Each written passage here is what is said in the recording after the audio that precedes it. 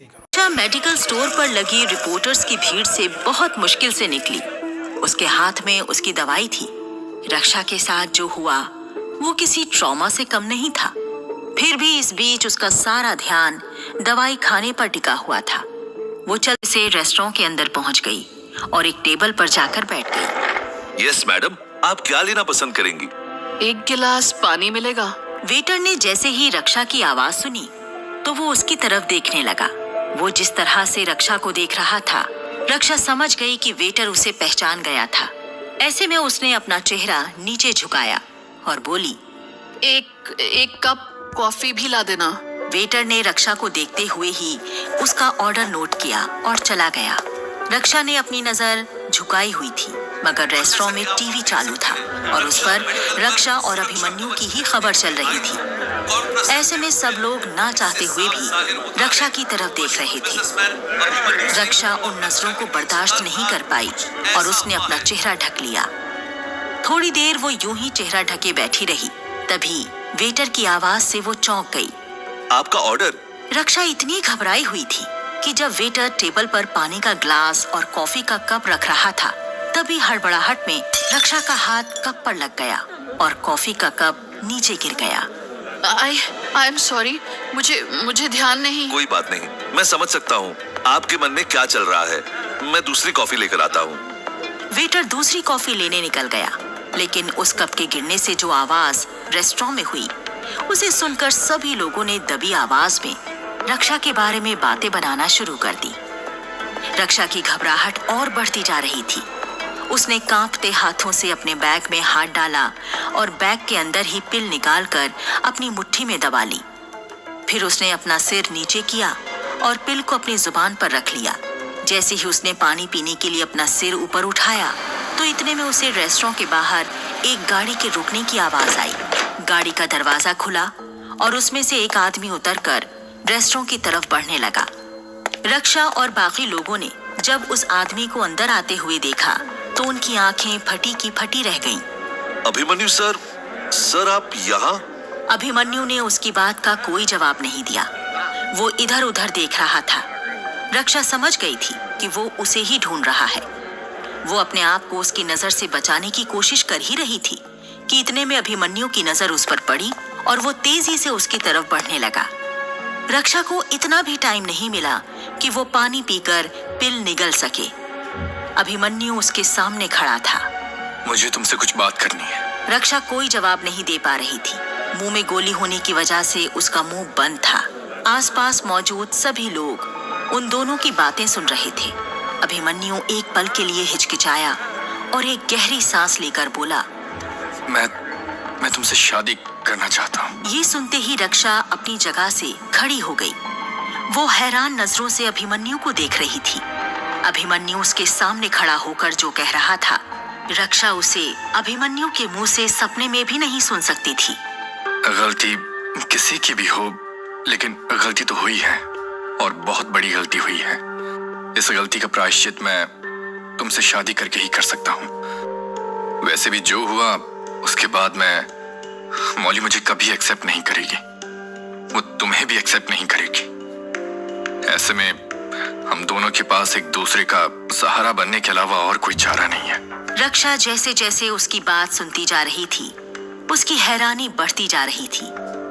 आखिर अभिमन्यु के तेवर इतनी सी देर में इतने कैसे बदल गए थे? जो अभिमन्यु उसे एक सेकंड तक के लिए देखना नहीं चाहता था, वो उससे शादी की बात कर रहा था। तुम ऐसे खड़ी क्या हो? कुछ बोलो। पर जीप पर रखी गोली की वजह से रक्षा कुछ नहीं कह पा रही थी। तभी अभिमन्यु की नजर उसके बैग पर पड़ी। उसने बैग में कॉन्ट्रासेप्टिव पिल का खुला पैकेट देख लिया था। तुमने पिल खा ली? रक्षा ने ना में सिर हिला दिया। तो कहाँ है? रक्षा ने अपने मुंह की तरफ इशारा किया और उसे खोल दिया। पिल उसकी जुबान पर थी। अभिमन्यु हैरान हुआ और उसने तुरंत पिल को रक्षा की जुबान से उठाकर नीचे फेंक दिया। रक्षा घबरा गई। आज के बाद कभी इस तरह का कदम उठाने के बारे में सोचना भी मत, समझी? अभिमन्यु ने कहा और रक्षा का हाथ पकड़कर उसे अपने साथ रेस्टोरेंट से बाहर ले गया। रक्षा अभिमन्यु के साथ खींची चली जा रही थी। वेटर अपने हाथ में कॉफी लिए उन दोनों को जाते हुए देख रहा था। कुछ देर के बाद अभिमन्यु और रक्षा की गाड़ी अभिमन्यु के घर पहुंच चुकी थी। वहां जाते ही रक्षा ने जो देखा, उसे देख उसका दिमाग खराब हो गया। गार्डन में टेंट बंधना शुरू हो गया था और बीचों बीच एक हवन कुंड भी बना दिया गया था। रक्षा और अभिमन्यु गाड़ी से उतरे और उसके घर के अंदर दाखिल होने लगे। ये सब क्या है अभिमन्यु? हमारी शादी की तैयारी। हम आज के आज ही शादी कर रहे हैं? हाँ, वैसे देखा जाए तो हम लेट हैं। सुहाग रात शादी के बाद होती है, पहले नहीं। अभिमन्यु, ये कोई मजाक नहीं है। मैंने शादी के लिए हाँ नहीं कहा है और मेरे पेरेंट्स को भी सब बताना पड़ेगा। रक्षा बड़बड़ाती जा रही थी, लेकिन अभिमन्यु उसकी बात का कोई जवाब नहीं दे रहा था। वो बस आगे चलता जा रहा था और रक्षा उसके पीछे। अभिमन्यु, कुछ तो कहो।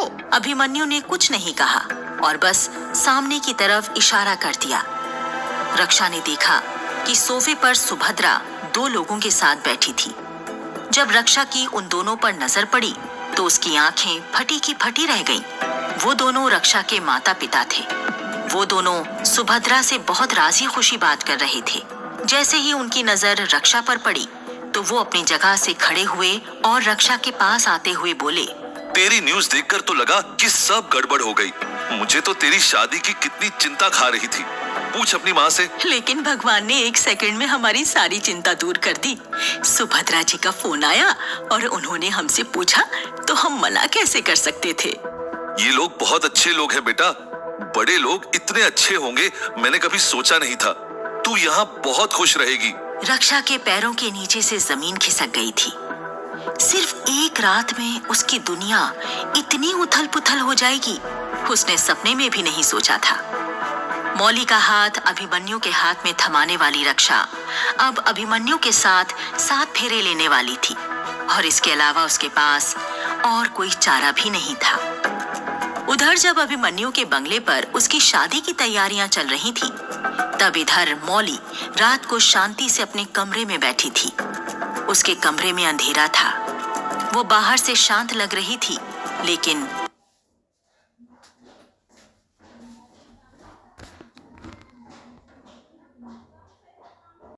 और ना ही खाना खा रही थी। अभिमन्यु, रक्षा, उसकी माँ, सब लोग उसे फोन कर कर के थक गए थे, लेकिन मौली किसी के फोन का जवाब नहीं दे रही थी। रह रहकर उसके दिमाग में वो दृश्य घूम रहा था जो आज सुबह उसने उस कमरे में देखा था। अचानक मौली के मोबाइल पर एक मैसेज आया। ये मैसेज उसके एक दोस्त का था। मौली ने मैसेज खोला तो उसमें एक लिंक था। मौली ने लिंक पर क्लिक किया तो स्क्रीन पर एक न्यूज का वीडियो चलने लगा। वीडियो देख मौली का पारा 7वें आसमान पर चला गया। तो दिन भर के हाई टेंशन ड्रामा के बाद आखिरकार अभिमन्यु सिंह ने रक्षा ग्रेवाल से शादी कर ही ली।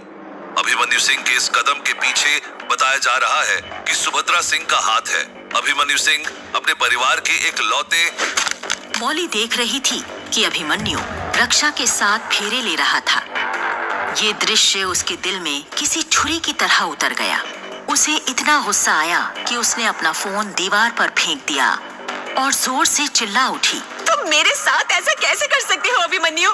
जब चिल्लाने पर भी मौली का गुस्सा शांत नहीं हुआ तो वो उठी और किचन में चली गई। उसने शेल्फ में से एक बड़ा सा चाकू निकाला और मेन डोर की तरफ बढ़ने लगी। उसने ठान लिया था कि वो आज ही अभिमन्यु और रक्षा का मर्डर कर इस रिश्ते को हमेशा हमेशा के लिए खत्म कर देगी। मौली ने गाड़ी की चाबी उठाई और दरवाजा खोल दिया, लेकिन इससे पहले कि वो खुद दरवाजा खींचती, दरवाजा अपने आप खुल गया। मौली ने देखा सामने अभिमन्यु शेरवानी पहने खड़ा था। मौली को गुस्सा आया और उसने चिल्लाकर अभिमन्यु पर चाकू से वार कर दिया, लेकिन अभिमन्यु ने उसका हाथ पकड़ा और उसे अपने पास खींचकर कान में कहा, सुहाग रात पर पति की जान निकालने के और भी तरीके हैं मेरी जान। और इतना कहते ही अभिमन्यु ने मौली को गोद में उठाकर दरवाजा बंद कर लिया। अब आगे क्या होने वाला था? क्यों की थी अभिमन्यु ने रक्षा से शादी? क्या रक्षा अभिमन्यु के छुपे हुए मकसद को पहचान पाएगी?